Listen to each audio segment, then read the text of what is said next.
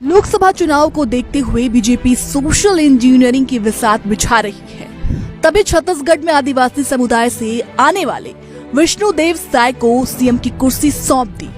वहीं मध्य प्रदेश में नेतृत्व परिवर्तन कर ओबीसी से आने वाले मोहन यादव को सीएम की गद्दी पर बिठा दिया।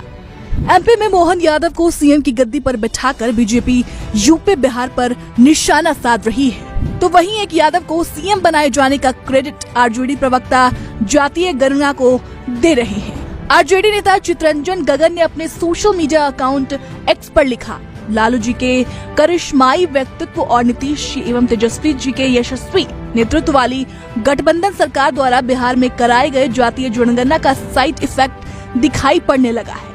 लालू जी की करिश्माई राजनीति का ही असर है कि बीजेपी को मोहन यादव और विष्णुदेव साय जैसे पिछड़े समाज के नेता को फ्रंट पर लाना पड़ा।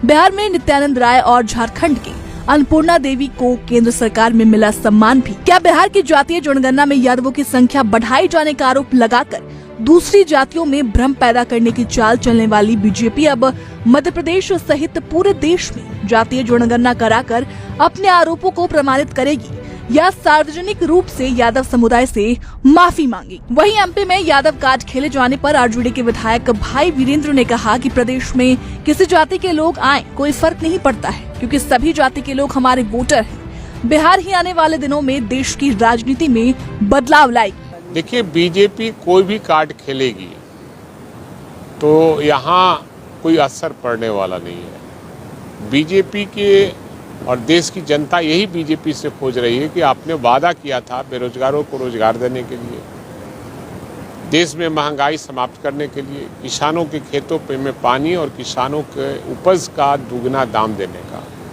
तो उन्होंने दिया नहीं। देश की जनता तो इंतजार कर रही है एमपी चुनाव का, पार्लियामेंट चुनाव का। और बिहार जब जब हुंकार भरा है, अंगड़ाई लिया है, देश में परिवर्तन हुआ, इतिहास है इसका। देश की आज़ादी की लड़ाई बिहार से ही शुरू हुई थी और 74 का आंदोलन बिहार से ही शुरू हुआ था, और फिर एक बार बीजेपी भगाओ देश बचाओ का नारा बिहार से ही शुरू हुआ है।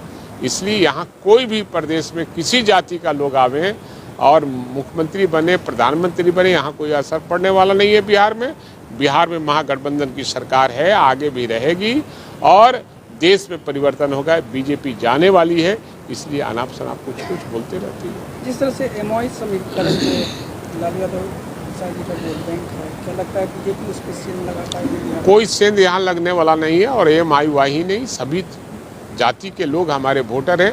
आने वाला समय में आपको पता चलेगा कि कौन कौन लोग वोट दिए। मोहन यादव यूपी से पलायन कर मध्य प्रदेश में बसने वाले यादव बताए जाते हैं। मोहन यादव का एक रिश्ता यूपी के सुल्तानपुर से भी है। सुल्तानपुर मोहन यादव का ससुराल है। उनकी पत्नी सीमा के साथ मोहन यादव की साल 1994 में शादी हुई थी। सीमा सुल्तानपुर जिले के कुर्रा दड़वा गांव की रहने वाली है। बीजेपी ने दूरगामी रणनीति के तहत एमपी में यादव सीएम बनाया है। बीजेपी ने सीधा संदेश दिया है कि वो यादवों के साथ खड़ी है। यादव पिछड़ी जाति के सबसे बड़े मतदाताओं में से एक है। यूपी बिहार में तो इनकी आबादी राजनीति तय करती है। बीजेपी के इस निर्णय से बिहार आरजेडी को और यूपी में समाजवादी पार्टी को जरूर झटका लगा होगा, क्योंकि ये दोनों ही पार्टियों की बिहार और यूपी की यादव मतदाताओं पर खास पकड़ है। राजनीतिक पंडितों की माने तो बीजेपी का ये निर्णय बिहार यूपी में राजनीति को एक तरीके से बदल सकती है।